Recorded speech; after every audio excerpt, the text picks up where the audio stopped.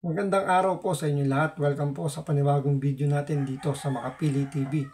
Ngayon ito ang pag-usapan po natin ngayon yung nagsalita na po ang Iglesia ni Cristo tungkol sa hindi nila pagpabor sa People's Initiative. So bago natin simulan itong topic na to, baka pwedeng pakipindot yung subscribe button at the same time palike na rin po ng video. Wala naman pong bayad dyan kaya pindot na. So ito, pag-usapan po natin itong video ni Bahad Bay na kung saan nagsalita na raw ang Iglesia ni Cristo talagang mariing nilang tinututulan ang People's Initiative.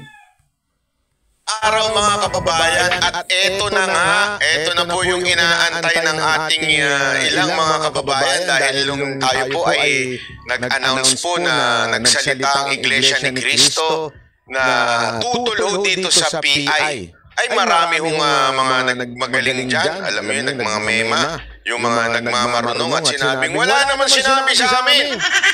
Pambira, oo. Sabi ko nga naman hindi ko na kasalanan kung hindi ko kayo sumasamba. Baka gusto ninyong pumunta minsan kasi wag lang yung bitbitin yung pangalan, medyo maging aktibo naman kayo. Anyway, meron pang ibang mga vlogger naman na keso pinabubulaanan yung ating sinabi, fake news daw tayo. Paano ito? Ito ay isang napakatindi at napakalupit na kumpirmasyon na tayo po talaga ay hindi nagpe-fake news. Galit po tayo sa chismis at maaasahan ninyo na lahat ng impormasyon na nandito sa mga banateros, sa Banat Bay, kay Coach Oli at kay Boss Dada ay pawang mga katotohanan lamang. Ito pakinggan nyo, pakinggan. Tingnan ninyo itong sinabi ng mga taga-Iglesia ni Cristo sa channel mismo nila, sa kanilang sariling network. Ito po ang Net25. Pasok. Ito na po, alam po, doon sa mga namomonitor nga natin, kasi sabi ko nga sa'yo, nagbabrowse ako ng mga content creators, mga nagbablog. Isa po sa mga paksa na kanilang tinatalakay at nagkakaroon po ng pagkatalo-talo ngayon. Ano po ba talaga ang stand ng Iglesia ni Cristo sa People's Initiative ngayon? Ang tinutukoy pong People's Initiative ay itong pinirmahan at ikinakalat ng mga grupo na yung may pirma ni Anthony Abad. Na yung tungkol sa voting jointly ang gagawin. Kasi sabi nung isa na vlogger, ano yan, sa kayo ng mga kaanib sa Iglesia ni Cristo. Nako, sigurado ko mga isimata vlogger yun. Lalo na yung sumasayo na nakapantik bra. Ayan. Di ba? Diyan sa sinusulong na People's Initiative. Sumagot naman yung isa. Sabi nung isang vlogger, ang alam ko, may nakausap akong mga miyembro na ayaw lang magpabanggit na pangalan na sila ay tutulong sa mga bagay na yan, yung mga hakbang hanggang sa umaba ang trend kung saan na po napunta ang usapan. Ito po, Nason. Kasi sa hindi miyembro ng Iglesia ni Cristo, maring ang hindi ninyo alam ang stand. At hindi naman po namin kailangan sabihin ng stand dahil it doesn't matter sa inyo Wala namang bagay yun. Pero dahil po sa parang nagkakaroon na parang nagtatanong na yung marami, sa aming mga miyembro, alam na po namin yung stand doon. Dahil ito po ay tinagubilin. Alam na mga talagang membro. Hindi ko nagmembro-membrohan lang. Yung mga nagsasabi lang na ganito. Kasi may mga kilala tayo ganyan yung kiniklaim lang sila na INC sila, ganyan-ganyan. Pero sa totoo lang, hindi mo umaatin. Diba? Yung, alam mo yun? Para lang ba masabi na kakaiba sila, gano'n, para masabi na nakaanib sila, sabi lang sila ng sabi, pero kakaiba ang pinupuntahan nila. Mas madalas ba sa... So may punto naman ang pwede lang naman magkumpirma kung totoo yung sinasabi nitong mga taga-Iglesia Cristo kung miyembro ka mismo, yung aktibong miyembro mismo ng Iglesia ni Cristo. So kung nagpamiyembro ka lang at di ka naman talagang sumasampalataya sa kanilang organisasyon, hindi mo malalaman kung ano yung stand talaga ng Iglesia. Ang Iglesia kasi kilala po sa black voting. Kung ano po yung ipag-utos ng kanilang ministro, yun po ang sinusunod ng mga miyembro. So dahil nga ito, magsasalita ng Iglesia ni Cristo, kung ano ba talaga yung stand nila tungkol dito sa People's Initiative. Nightclub. kaya sa bar kaysa sa simbahan, di ba? Sa sambahan, ika nga. Ibinili na po sa amin yun eh. At ang bilin po sa amin, Ano nga po? tutol tayo. Tutol po kami, ha? Nasaan tayo? Ay tutol po kami sa sinasagawa ngayon na People's Initiative. Naku po, ang linaw pa hulo sa pinakamalinaw. Di ba? Palakpakan naman dyan. Ayan o, sariwang balita. February 20, ayan o, alas 4. Di pa nga tapos yung live nila. Gumawa na ako ng video eh. Di ba? Ano sinasabi? Tutol.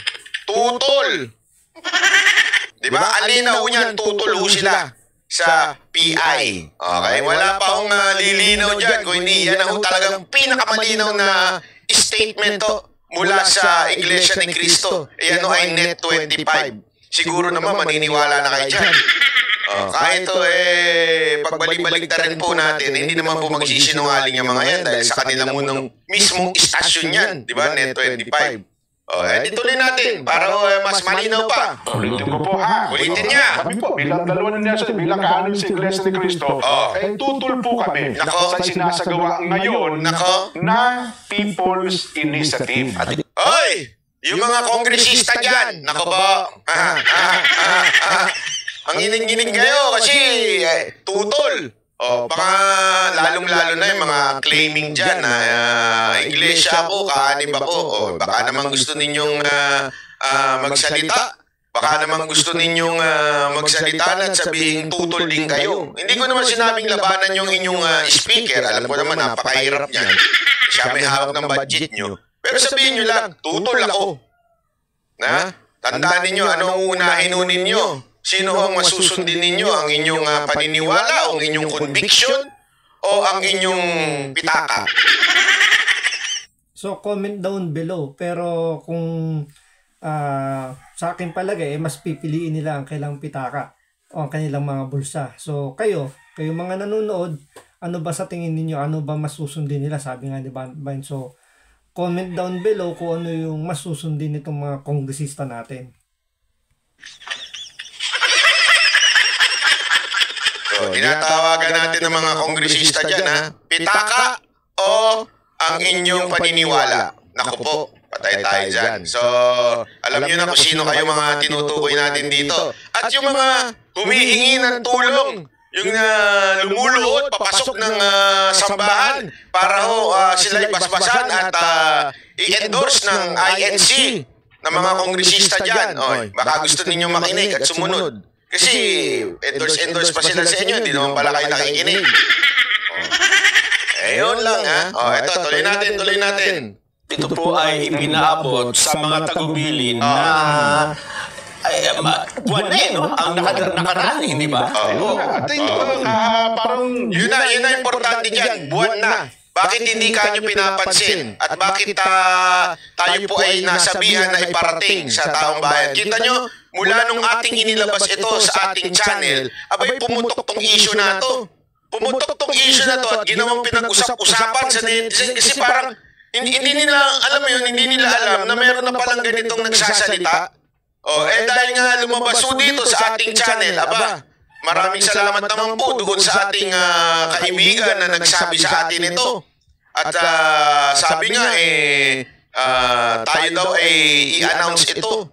At alam nyo, sa totoo lang ako sobrang tutuwa at thankful na tayo po ay napagbilinan na ilabas po ito sa social media dahil nga po hindi ho yung media pinipick up ito. Kaya gusto nila ma-pick up. Nag-trending naman ho ito sa social media. Kaya naman din eto nililinaw na ho nila. At least, di ba ho? Dahil sa nag-trending ho ito, malinaw na ho ito. this week ay inulit para bigyan po ng diin ang bill na ito. At yung iba po namang mga kapatid, pinakamabuti, huwag na kayo makipagtalo doon sa... Yun na po, narinig na po ninyo sa amin. Huwag na kayo makipagtalo. Yung mga ano dyan, yung mga hindi ho natin ng sambahan, huwag na ho kayo makipagtalo. Maganda ayan po, narinig niya na mismo sa inyong channel na Net25.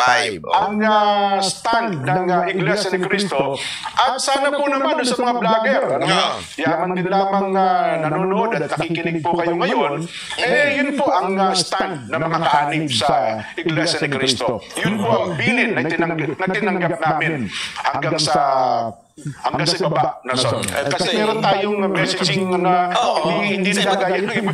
Sa iba't ibang kaparaanan kasi tumatanggap tayo ng mga tagubilin. Diba? May mga pagkakataon sa pagtitipon at mayroong pagkakataon sa mismong mga pagpupulong sa mga sambahayan. Hindi ba? Maring yung ibang kaanib ay hindi nakadalo sa pagkakataong ibinigay yung bilin, kaya baka sila malito. Ito po ay binabanggit naman namin para maging malinaw at lalong-lalo na doon sa mga hindi naman miyembro at nagtatanong. Ayan po. So yun po, inuulit ko po. Ano po bang stand namin bilang mga kaanib sa Iglesia ni Cristo? At sa bilin na tinanggap namin ay tutol po kami sa sinasagawa ngayon na People's Initiative. Okay na po? Kaya sana ay malinaw yan sa lahat ng ating mga kababayan. No? So ayan po ang tagubilin, ha? Malinaw na po. So paano po yan?